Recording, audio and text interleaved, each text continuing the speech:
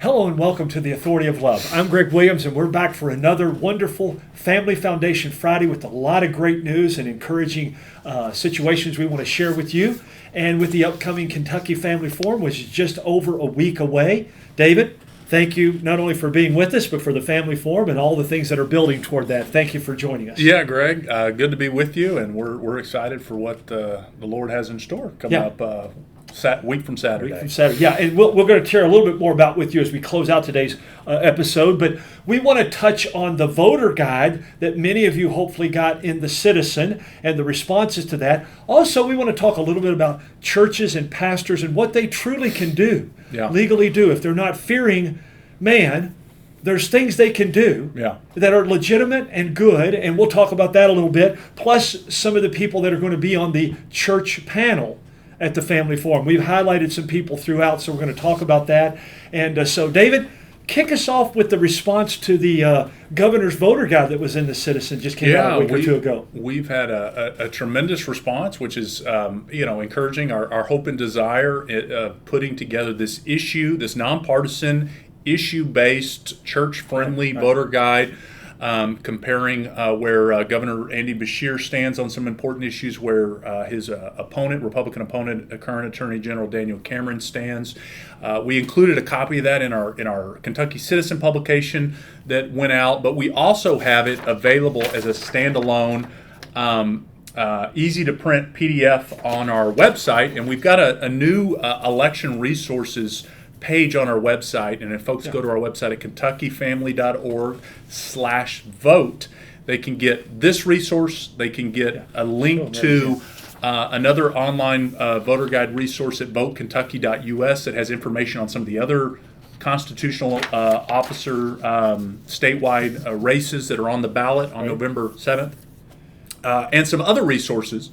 But we've just had a tremendous response, Greg. We have probably, between the Citizens and the standalone guides, already distributed well over 50,000. I think we're going to have to order some more copies. So we're in that, as you and I talked, I think ties into some of the biblical worldview discussion that we've had, saying there is a desire among churchgoers to have their church equip them on important issues of the day, and certainly where they stand on where candidates stand on important values issues is a big part of that.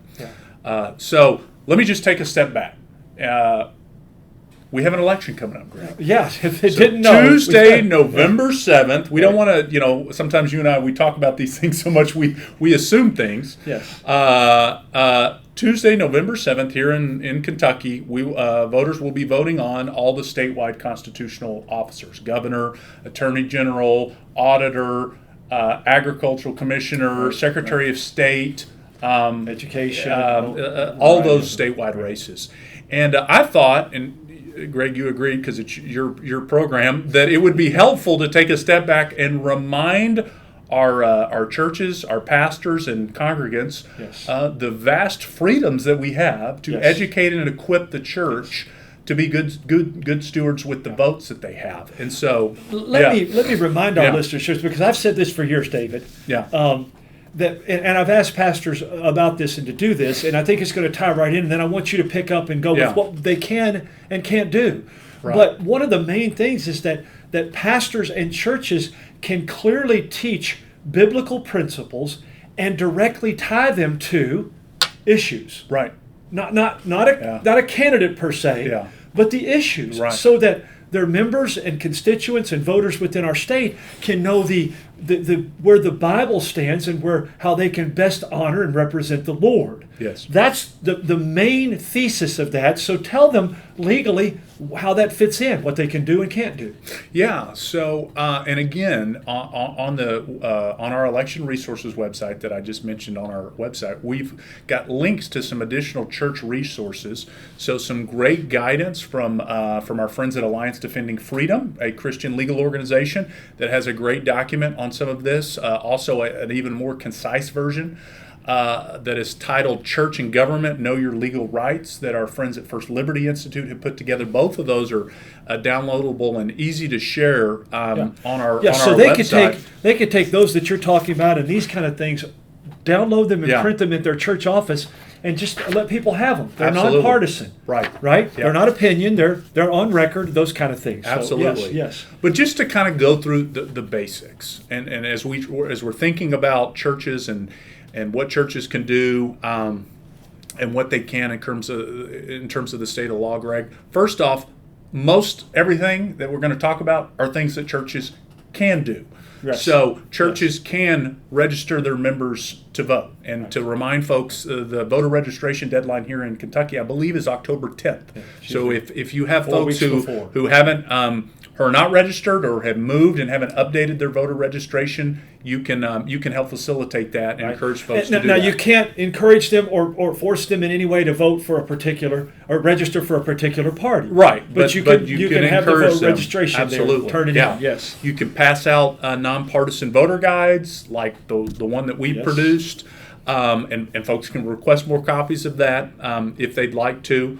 There's other things that churches can do. If say a church wants to host a candidate forum, and wants to invite all the candidates to come speak, regardless of who comes, right? Regardless of who comes, invite all the candidates in a race, and you can do that. And then certainly, Greg, as you already talked about, churches can speak directly about specific issues, specific pieces of legislation. In addition to voter guides, they can, these are not legislative races that are going to be on the ballot in Kentucky this go round. That'll be next year that we have all the state house and Congress. But you can educate folks on voter records. We put together a legislative voter record, a legislative scorecard for the state legislative candidates. These are all things that churches can do, and Greg, as we talked about speaking to issues and what the Bible has to say, not only can churches do, we would say they should, and they're called to do that, not to overly politicize, but when the opportunity arises to speak to what the Bible has to say about these issues. You and I have been talking the last couple weeks about how the issue of abortion has been a front and center issue in the governor's race, the issue of battling the transgender identity and whether children should be able to be, quote unquote, transitioned or not. Those have been obviously big public issues, and certainly churches can take the time to speak to those issues. Yeah, and David, here's the thing: they are public, they are political issues, but first and foremost, those are biblical issues. Moral issues. Absolutely. And we are obligated to stand on those, on God's truth on those, and help people understand them. How they vote is up to them. But pastors and teachers and leaders are obligated to stand on God's truth and help others do the same. Absolutely. Right. So really the two main things that churches can't do is to, as a church, as an organization, endorse or oppose a particular candidate, or to use and something I don't know that I've actually ever seen a church have a desire to do, to actually, donate church funds to a particular candidate, right? But look, while we say that churches can't do those things, we do need to remind folks that pastors, in their individual capacity, in their right as a voter, as a citizen of this country, they don't give up their First Amendment rights just because they're a pastor of a church. And I'm not saying it might be the right thing to do or the prudent thing to do in certain circumstances, but pastors can certainly, in their individual capacity, endorse candidates, support candidates, donate to candidates, in accordance to the laws that apply to any other person as it relates to those kinds of things. Just be prudent and wise in how you do that. Absolutely. You don't stand up in front of the congregation and say, I'm not the pastor now, I'm just a citizen and a voter. Here's what I would do. Yeah. Have the separate meetings, do it in different ways. Yeah, yes. And look, there certainly are pastors that do that, and there has been, there has been a movement over the years of Pulpit Freedom Sunday, where pastors have in their capacity as. I would agree with that. I would agree with them doing that. So I don't want to get too far down in the weeds in that, but let's just say there are a lot of, and I may have mentioned some of those Christian legal organizations that are more than willing to someday, if the IRS so determined to try to challenge a pastor for speaking using their First Amendment free speech rights to engage in election, that are more than willing to defend them. Yes. Because as Greg, we hear this talked about a lot. The threat of tax exempt status loss, and certainly we are seeing the other side, and by that I mean hardcore, leftist politicians, and some even after some of the recent Supreme Court decisions saying, the IRS should go after churches. While we certainly disagree with that, there has not been a church that has lost its 501c3 status because of how it's on those types of issues. Right. But we're not here encouraging, to promote that per se. We just want to equip folks on the broad rights that churches have, how they can equip folks, and then also to remind pastors that they are still have all the First Amendment protections that any other citizen has. Right. Every pastor and church leader. Now, again, prudence and how the church may decide that they want those kinds of things handled are obviously left up to the church and the authority under which. But don't run from it in fear. Right. Don't run from There's it in no fear. reason to be in fear, and so many times, Greg, and I know you know this.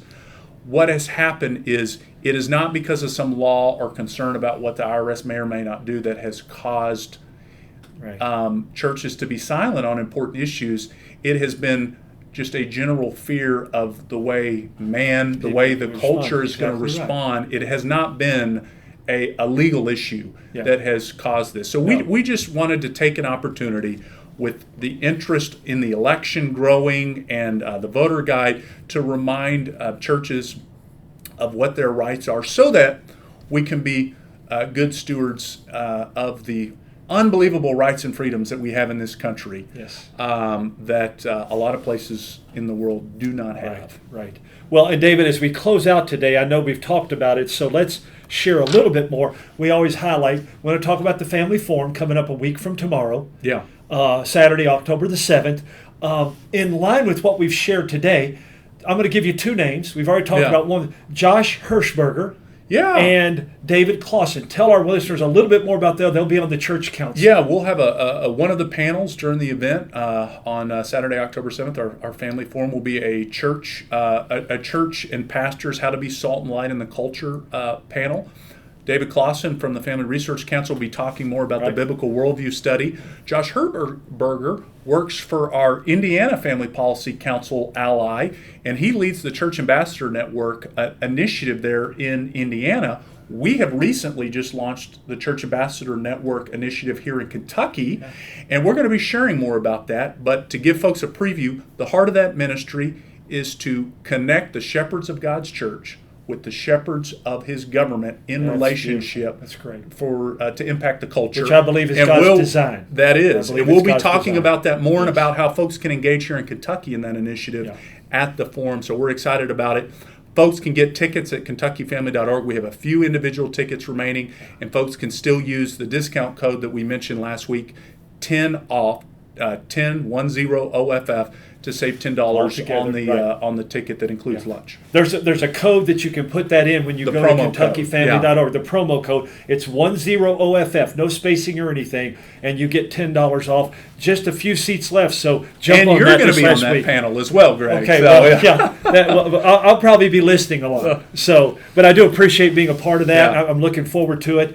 We want to thank you as listeners for watching us, for listening, and or if you go watch it on the video again. Thanks always for your prayers, and thanks to the Lord, always to Him.